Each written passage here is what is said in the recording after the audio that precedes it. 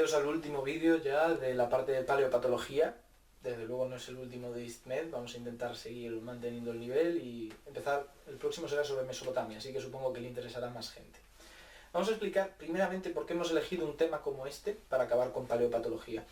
Estamos hablando de cuidados a discapacitados o personas con daños físicos importantes.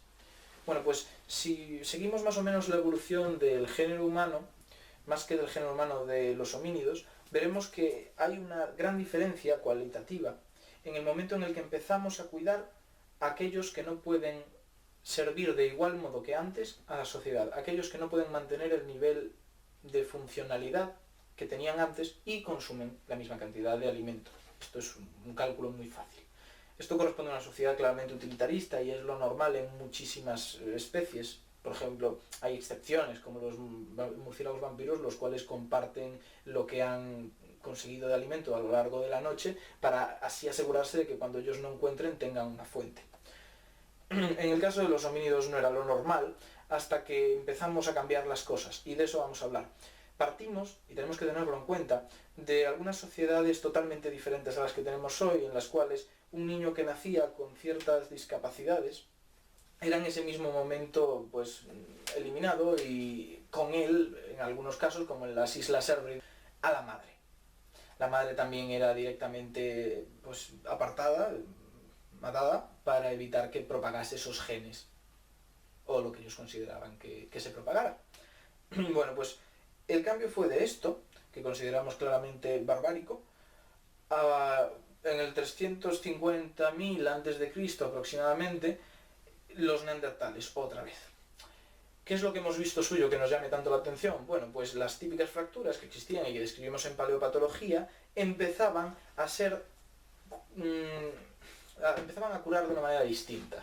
Si había una angulación muy grande en la fractura que hubiera producido la malrotación de la extremidad, vemos que estaba corregida, que se había hecho algún tipo de tracción, de reducción de la misma y que incluso, por los restos que se han encontrado de astillas y trozos de madera, se había fijado en esa postura con tablillas. Es difícil que se lo hiciera la misma persona a la que se le había causado el problema, de tal modo que estamos pensando en una sociedad pues, que ayudaba al prójimo. Bien, pues no solamente entablillaban esto, sino que vemos algunos casos de neandertales del mismo periodo, en los cuales les faltan dedos, les faltan algún grado de extremidades, y se había mantenido aún así con vida durante bastante tiempo tras el accidente. Cuando hablo de bastante tiempo estoy hablando de años, y esto significa que a pesar de que reducían su funcionalidad dentro de la tribu, no eran ni apartados, ni marginados, ni perecían por ello.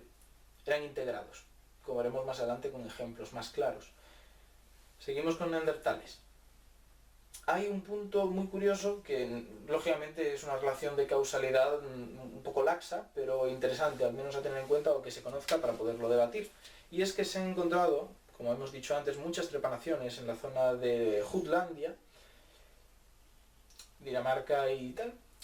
Y hay una en concreto que está realizada sobre el cráneo de un niño al cual se le había diagnosticado mediante los métodos de paleopatología de los que hemos hablado, de hidrocefalia. Hidrocefalia, para los que no estudian medicina, es el aumento del líquido cefalorraquídeo, el líquido que tenemos en el espacio del sistema nervioso, de tal manera que produce una distensión y un dolor y muchos problemas neurales por la presión aumentada. Entonces, ¿cómo se intentaba solucionar esto? Bueno, pues da la impresión de que por algún método de comunicación ese infante indicó que tenía presión, sentía presión, y la forma de eliminar la presión es crear una vía de escape mediante trepanación. Bueno, pues esto, que parece un poco hipotético, desencadenó, fuera de manera voluntaria o no voluntaria, en que un niño con una hidrocefalia considerable que hubiera producido su fallecimiento en un tiempo relativamente corto, pudo mantenerse con vida durante ciertos años. No llegó a la edad adulta, pero unos años considerables. Entonces hace pensar, hace reflexionar, y es un dato que creo que hay que compartirlo. Los dos principales de los que quería realmente hablar en este capítulo son de un neandertal y de un homo sapiens respectivamente. El primero de ellos es del 45.000 a.C. y es encontrado en la zona de Irak, concretamente en Shanidar. Bien, pues estos restos son muy característicos. Tienen una clara atrofia de la clavícula, del omóplato y del húmero. No sigo con el resto de huesos porque están amputados directamente. Esto explica la atrofia de los anteriores. Bueno, es concretamente en el miembro derecho, de un hombre de unos 40 años. A esto le sumamos que tenía daños en la fosa orbitaria, en la cavidad orbitaria, que posiblemente le habían dejado ciego, por el grado que tenían, en la fosa izquierda. Y después daños traumáticos en el cráneo, en el lado derecho. Todos ellos cicatrizados, todos ellos con un proceso evolutivo a largo plazo. Bien, pues sumándole a esto algo más. Tenía artritis. Si le sumamos todas las cosas, está claro que estaba bastante incapacitado para llevar a cabo las labores en el ámbito natural que se hacían en aquel entonces. Las actividades físicas estaban vetadas y pocas quedaban a su disposición. Sin embargo, tuvo tiempo de cicatrizar el tejido, como en los casos anteriores, lo cual significa que había sido cuidado por la sociedad, hasta el punto de que otro dato encontrado en el cadáver nos revela que fue integrado de una manera voluntaria.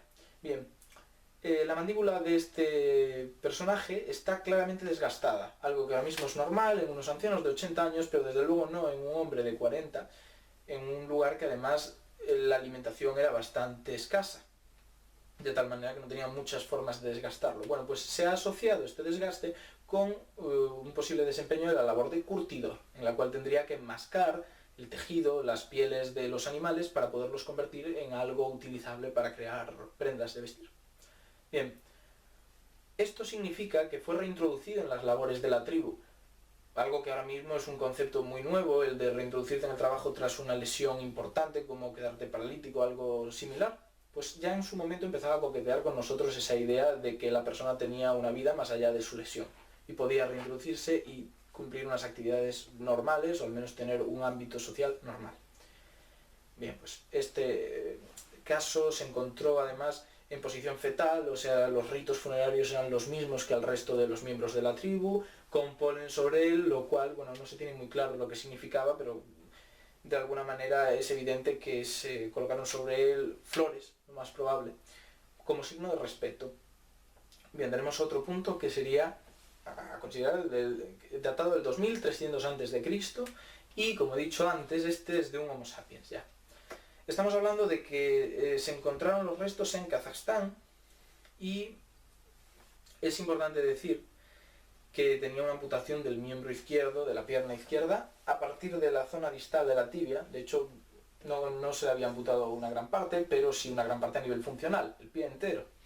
Bien, pues el caso es que a pesar de estar amputado su pie original, sí que había una continuidad. ¿Con qué? Con huesos, pero huesos de cordero moreco.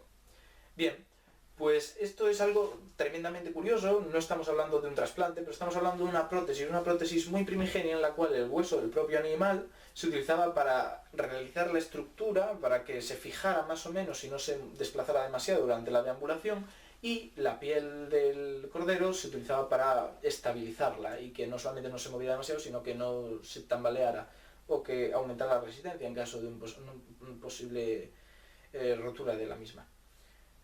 Bueno, pues lo mismo. Los datos que se tienen es de que la cicatriz consolidó perfectamente, lo cual significa que estuvo viva durante bastante tiempo. Otra vez, reintegración social, estamos ante los mismos patrones en sociedades prehistóricas. Y bueno, pues esto es todo sobre la parte de cuidados en sociedades prehistóricas, a excepción de algo. Hemos hablado principalmente sobre daños traumatológicos y similares, pero no es lo único. Se tienen también restos de cráneos que hacen deducir un posible discapacidad mental, algunos síndromes cromosómicos y tal, en edades avanzadas. Estamos hablando de que partimos de sociedades en las cuales estas personas eran eliminadas. Ahora, en cambio, estamos hablando de que se les mantiene con vida, se les integra en la sociedad y forman un papel activo en la misma. Entonces, es otro cambio.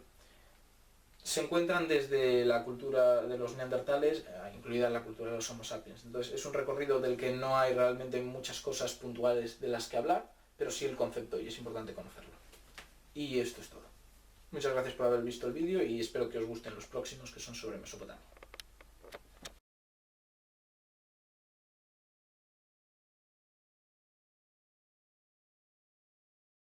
Para aquellos que pidieron más seriedad en el suscríbete de vídeos anteriores, suscríbete.